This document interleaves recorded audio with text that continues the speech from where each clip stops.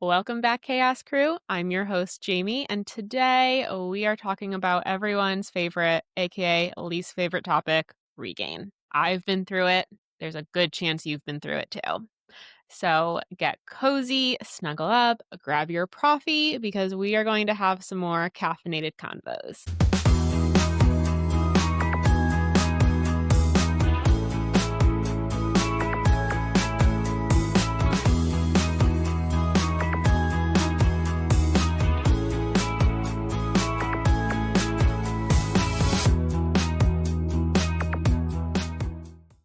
So we're just going to dive right in. Regain. Again, pretty much everyone has or will experience it. And I don't say that to scare you. I don't say that to make anyone who is newly post-op or just starting this journey panic. I promise I'm not. But I don't think people talk about regain enough from the get-go to set up expectations. Now, I'm certainly not saying every single person will regain, nor am I saying that every person is going to regain a significant amount. But what I am saying is statistically, most people are not going to stay at their lowest long term, and that's okay. But in addition to that, even if logically we know so many people who have weight loss surgery are going to regain at least some of that weight, knowing that doesn't alleviate the grief that you experience with that. And yes, I'm using the word grief. That silent grief of regain that you carry around, that I have carried around, is so awful because none of us had weight loss surgery on a whim. Despite what society says about taking the easy way out, not one of us just said, aha, I'm going to get up and have weight loss surgery tomorrow because I don't feel like trying. No, we exhausted every single option out there and knew that this was the end all be all tool. And I think we all go into this and say, I'm not going to regain, or at least I certainly did. I think me sharing this vulnerably helps just show my own evolution, but the way things evolve, on this journey, not as a dietitian necessarily, but as a human. Because when I had my weight loss surgery, again, it was back in 2017. I hadn't had my RD exam yet. I was still in the process, but I'd never met anyone else who had had weight loss surgery, but I've heard of people like so-and-so's aunt, so-and-so. And we all know the stories of my second cousin's aunt's grandma had weight loss surgery and she gained it all back. We all hear those super unhelpful stories. But I remember saying and this sounds icky to say out loud, but it's the truth. I was like, I'm never going to be one of those people. Not me. I was like, I'm not going to be someone who regains it. I would never let that happen. I've put too much on the line. I'm trying too hard. And I really feel like the universe was like, we shall humble her. We shall humble her. Because inevitably I gained some weight back too. And it was so sucky. So sucky. I remember just feeling like the most epic failure ever. I was like, what is wrong with me? How could I let this happen? And when I think back to it, there was never one moment where it was like, I'm going back to old habits. And if I'm being super honest, my habits were solid. And that was the most confusing part. I was like, why is the scale trickling up when I'm doing all the same things? I'm doing all the right things. At that point, I would have a little extra thing here or there. If I was at a family party and there was cookies, I might have one, but it shouldn't have been causing the scale to trickle up. And my dietitian brain couldn't turn off at this point because I was like, no, but looking at my own intakes, being super honest and real with myself, what is going on? I ended up hiring my own dietitian to help me because I was like, am I missing something? And I had worked with a dietitian at one point to do an elimination diet just to rule out any extra bloating and intolerances. I was like, and then what started happening, even with just a few pounds of regain at that point, I was noticing my PCOS symptoms coming back. My periods, which had been pretty regular since then, were irregular. I was getting the acne again. I was like, whoa, no. And then I was just holding on to things with a tight iron grip. I'm like, nope, we are losing this regain. Even though I know for myself that tracking macros and calories and weighing my food and being really strict like that doesn't work for my mental health, I was willing to do what it took. I was like, no, we're going to go back. We're going to track some things. We're going to look at everything. And all that did was make me spiral harder. It made me feel overly restrictive again. And I was so saddened by the fact that for so long after surgery, because I had surgery in 2017. It was like 2022-ish is when I had the regain. And I had already had plastic surgery. Like I felt like I was like throwing it all away, but I also didn't know what else I could possibly do to stop it. And I was back to feeling like food controlled my every move, which for so long that had gone away. And I didn't have to worry about every single thing I ate. And I didn't have to worry about my every move in the scale. But suddenly I felt like this epic failure. And the other thing is, when you lose weight, especially that massive amount of weight, and people in your life see, if you're on social media, the world sees, you're praised at such a level for losing weight. All right, Chaos Crew, you already know how much I talk about being a new mom and juggling not only that aspect of my life, but my post op health and life after surgery.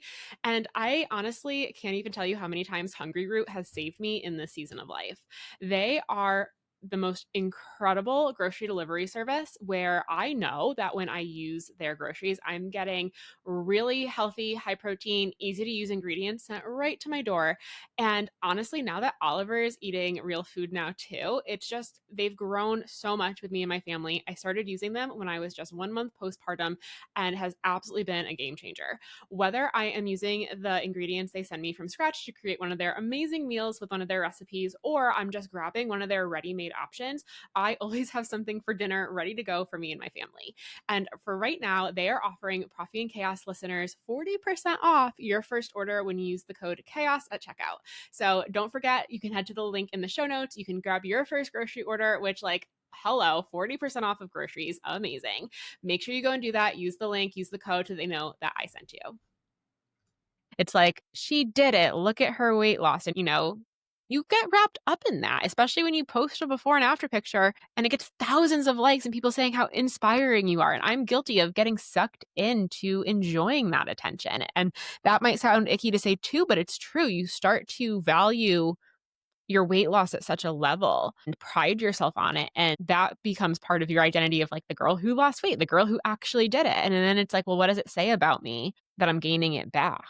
You immediately feel like I have no willpower. I'm not motivated. I'm the problem. And this is all even being a dietitian who helps other people. I would never talk to my clients the way that I was internally speaking to myself. And that was a huge root of the problem. But I was so upset and disappointed and really, really down about it. And I felt so back in this all or nothing space because I was doing exactly what I tell my clients not to do, which is being so strict, counting everything, only to spiral or binge again. And I was like, oh my God, why am I back in this place? So I knew at this point, I was like, something's got to give. Also, I was like, I need to figure this out, not just for me, but for my clients as well. And I was like, okay, this is just not working. And just looking at things logically, like as a dietitian, you can only drop your calories so low. So what happens is when your body doesn't necessarily go into like starvation mode, like things like starvation mode, like slowed metabolism, like a broken metabolism, those are all just like kind of like just like marketing terms or things people say to explain what's actually happened, which is more of a metabolic adaptation. I'll use those terms on my stories too, because I know you know what I'm talking about when I say that, but basically things like slowing down. But what will happen is if you are eating so little for so long, your body is going to burn less. This is also true. Um, just in general when you lose weight. So if you start off at like 400 pounds, if you get down to 200 pounds, your body weight is less. You're going to just burn less. Leila's the real star of this show. She just keeps looking at the camera. If you're watching on YouTube, you could see her.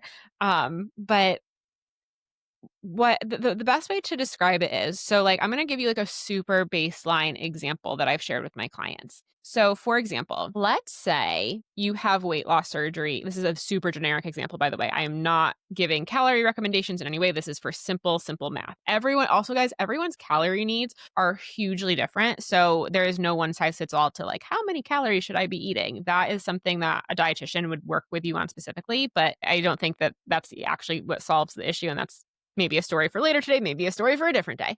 But ultimately, let's say you have weight loss surgery. And in order to start to lose weight, you have to be taking in below, like you have to create a calorie deficit. So you have to be like burning more than you're taking in essentially. I am not even exaggerating a little bit when I say I have literally tried every single protein powder out there since I had my surgery 8 years ago. And for the first time, I am actually being super consistent with drinking my protein shake every single morning. And that's because First Form has been a game changer for me. It is the first protein powder that I actually enjoy drinking every day. I personally love their caramel latte level 1 flavor protein powder. It is incredible. It tastes so good. It is smooth, creamy, and only has the highest quality ingredients. It is not made with any fillers. It is just an epic product specifically for bariatric patients, and it's been a total game changer for me. And you guys know that this podcast is called Proffee and Chaos for a reason. I'm always grabbing my Proffee and running out the door, and First Form makes it possible for me to still live this chaotic life and hit my needs. So make sure you check out the links below, that you check out all of First Form's products. Again, level 1 is my favorite. Also in the show notes below, you can get my favorite Proffee recipe using First Form. So let's say if you eat 2,000 calories a day, you're going to maintain your weight based on your basal metabolic rate, your BMR. Let's just say 2,000 calories a day, you're not gaining, you're not losing. Technically, if that's the case, if you drop your calories to 1,700 a day, that's creating a 300 calorie deficit from that 2,000, which means if you just knock off 300 calories per day, we're going to start to see weight loss. It's going to be slow, but slow, steady weight loss. So a way you could do that would be to eat a little bit less and exercise a little bit more. It doesn't put a lot of strain on your body. But when you have weight loss surgery, what happens? If that 2,000 calories per day is where you maintain your weight, suddenly you wake up from surgery and you're eating maybe 600 calories a day, 800 calories a day. That's a huge deficit. We don't just have a 300 calorie deficit, we have a huge deficit, which is why we see rapid weight loss. One of the reasons why. We also have hormonal changes and other factors. It's why it's a true metabolic surgery. But our portions are super small. We can't eat very much. Calories are low. And unfortunately, many surgery centers still give you the recommendation of 800 to 1,000 for life. If there's one thing I wish I could go back and do from the beginning of my journey, it would be to eat more sooner. Because what happens is when your body is eating like even 800 to 1,000 calories a day for like a year after surgery, that is a severe calorie deficit. It's why you're losing weight. But what happens is your body's going to adapt to that. So now, let's say based on your body, let's say, you're a year and a half out, you're still eating 800 to 1,000 calories a day, but your basal metabolic rate might have slowed significantly. So let's say now, in order to maintain your weight, it's, 1,200 calories. This is just an example, guys, but let's say it's 1,200 calories. Okay. Well, if you have a day where you are eating a little bit more and you eat 1,500 calories, that's still not a lot, but you're significantly above the 800 where you are. You're now in a surplus. So even if you're eating very little or not like a lot, it's still more than you were. So of course you're going to see some regain. And this is why, so I pulled this up on my phone before because I wanted to read this to you guys. These are the statistics from the ASMBS, the American Society for Metabolic and Bariatric Surgery. And it says patients can be expected to lose up to 77% of their excess weight within the first 12 months. So these are all averages. So an excess weight is different than total body weight. I'm not going to get into how to calculate that here. I have that in my T.R.I.B.E resources. It's so statistically, the first 6 months after weight loss surgery, and this is like universal across the board. It'll vary slightly depending on your type of surgery, but for the sake of these numbers, it's including VSG, gastric bypass, duodenal switch, all of them. But the first 6 months, you're expected to lose 60% of your excess weight. Remember, not eating a lot, it's that quick weight loss. The first 12 months, up to 77% of your excess weight loss. But then what is key here, guys? 5 years post-op, you're expected to have an average long-term weight loss of 50%, which is still huge. It's still the gold standard. It's still amazing. But if before you had lost 60 to 77%, that means you've gained 10 to 17% back. Statistically speaking, again, there's an exception to every rule. And I know someone somewhere is probably going to comment on this and be like, I am 20 years post-op and I've never gained a pound back. And if that's you, I'm very happy for you. And I hope you are very healthy if that is the case. But my point is, the vast majority are going to rebound. And I actually like the term rebound better than regain because we are all going to gain some back. There is a difference, though, between that like base level rebound and significantly gaining back again. Because what we don't want to see is continually climbing. But what I suspect to happen, and this is based on my own experience and based on working with literal thousands of women after weight loss surgery, is you get into that state that I was in where it's like, I'll be damned if this doesn't work. I'll be damned if I gain the weight back. And you are right back in all or nothing thinking. You are right back in self-sabotaging. You are right back to doing restrictive diets that don't actually work. When really what you need is to slowly, again, kind of a gimmicky term, but the best way to describe it is like rebuild your metabolism. You slowly eat more. So like when my clients come to me, I specifically work in my group program and my one-on-one program. Those two programs are specifically for women who have 20 to 30 plus pounds of regain, who are 2+ years out. What we work on, as uncomfortable as it is eating more and being mindful of the timing of meals to start to be able to increase your calories before we can drop them again. And we do it without actually counting calories. I have my own like method for that, which again, that's in those programs if you're interested in. But I started working on this on myself before. In conjunction, I did also go on a GLP-1 to help with the food noise, the PCOS symptoms. I'll say it till I'm blue in the face. GLP-1s are absolutely life-changing, incredible tools. Is it possible to lose regain without GLP-1s? Yes, absolutely. Do they make it easier? Yes, absolutely. So people love to come at me when I talk about all of this. When I talk about helping people with regain, when I talk about helping people overcome it, people love to be like, but aren't you on a GLP-1? Yeah, I am. And people love to negate the regain I've lost by saying, yeah, but you went on a GLP-1. Yes, I did. And it significantly helped. I'm not saying it didn't. It significantly helped. But all of this other work helped too.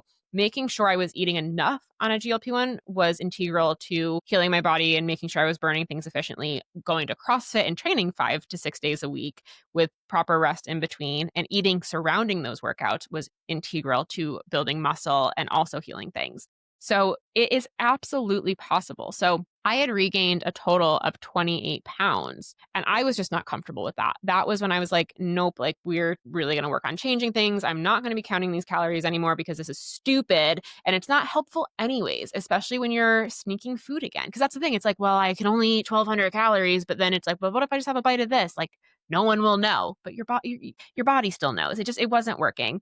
So I started to do exactly what I like scientifically knew I should be doing. I tried to get out of my own way. I did end up going on a GLP-1, which was honestly really helped me do the things I needed to do. So if you're able to go on one, yes, absolutely can be super helpful for regain. But then I know there are people listening to this because I've worked with many of them.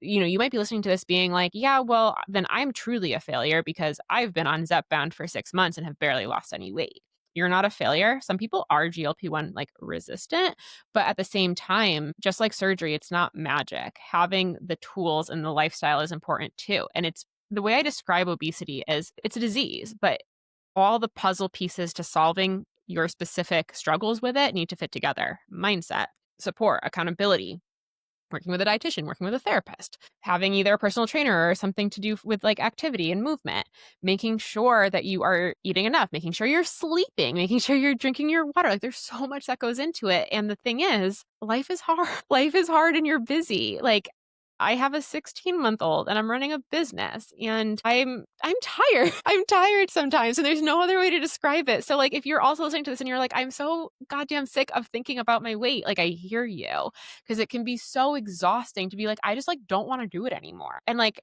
I just want to validate that if you feel that way or feel like you should have this figured out by now, you're not alone. Like same girl, same. So I regained the 28 pounds. I did end up losing it. And it wasn't quick. It wasn't like overnight. Again, because I wasn't just, and you can lose weight pretty quickly on a GLP-1 if you're just not eating. I was very mindful of not increasing my dose too soon. Me and my doctor had me on it every 10 to 14 days as well. Again, talk to your own doctor about that to like space it out a bit more. One of the biggest things I talk to my clients about is the fact that surgery, as much as it is physical, is also super mental and emotional. We can have our stomachs removed, bypassed, whatever, but we cannot bypass or remove the parts of our head that need work.